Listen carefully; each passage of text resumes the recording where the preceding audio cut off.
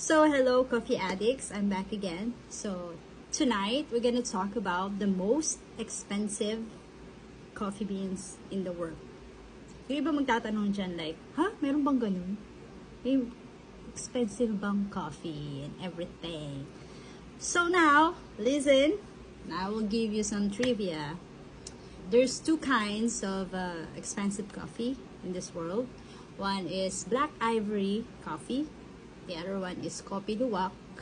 So here in the Philippines, we call it Coffee Alamid, and it has a scientific name of Paradoxurus hermaphroditus philippinensis. Basta, i-replay nyo na lang, ha?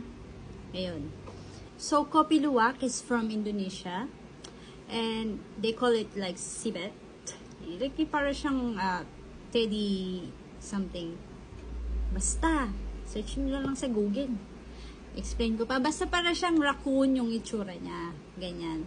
Sa Indonesia siya makikita. Pero meron din siya sa Philippines, you know, guys. Kopi Luwak is produced by poop. Ay, hindi. Talaga. So, the Kopi Luwak is ingested by civet. Parang, they eat only the ripe coffee beans. They digest it, and then the fermentation happens inside the guts of the civet, and it breaks down the enzyme, and it makes the coffee beans like smoother and less bitter. So yun, don't worry guys, because it is processed, it is cleaned, and you know, very thoroughly. After they poop those coffee cherries, it looks like it's still intact, like this. Yeah, like this. So yun, parang they gonna dry it up, wash it, of course, wash it muna, and then the production begins. Okay? Some parts of the coffee farm in Indonesia, it's kind of cruel to me because they cage the civets, and it was like forced to eat like the coffee cherries, right? It shouldn't be like that, because it should be like wild, like they're just free range, something like that. They eat the coffee cherries, roam around the farm. Pero some of the coffee farm in Indonesia, this is their way to, you know, produce the Kopi Luwak. So it's kind of cruel, it's awful. So, but hey, it is what it is, because you know, anything for money, eh? So yun, Kopi Luwak, I think if I'm not mistaken, Kopi Luwak prices range from $30 to $50 a cup of coffee. That's why it's so expensive. Just a cup, eh? So ayun. So the next most expensive coffee is the black ivory coffee. It is coffee from Thailand, and yes, it is from the poop. Yes, poop ulit. Usapang poop tayo ngayon. Usapang poop tayo. So it came from the poop of the elephants. So yes, you heard it right. It came from the poop of the elephants. Yes. Poop. Poop. So ayun, ganun din yung process niya. The elephant munch of the ripe coffees, they have this neat picking of, they only eat the ripe ones of the coffee beans, like the coffee cherries, I mean. So ayun, they said it enhances the coffee beans flavor.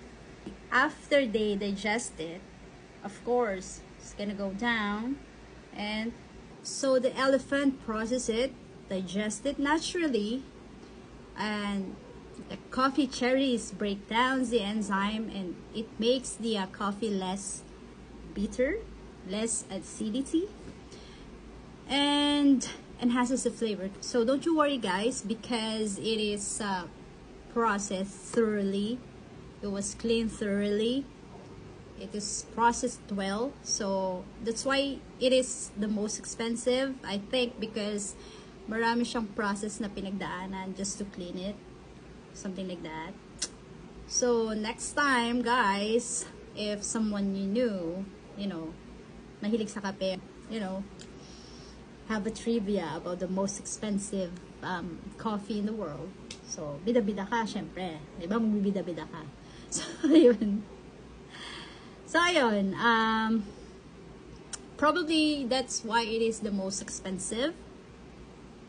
And I think, if I'm not mistaken again, the prices ranges from $1,000 to $1,500 per kilogram.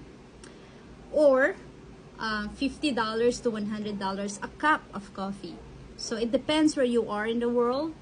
So, it depends, you know, saan ka maparte ng sulok ng mundo. So, it will always depends on where you are. Probably that's why it is the most expensive coffee in the world because of how they are processed, right?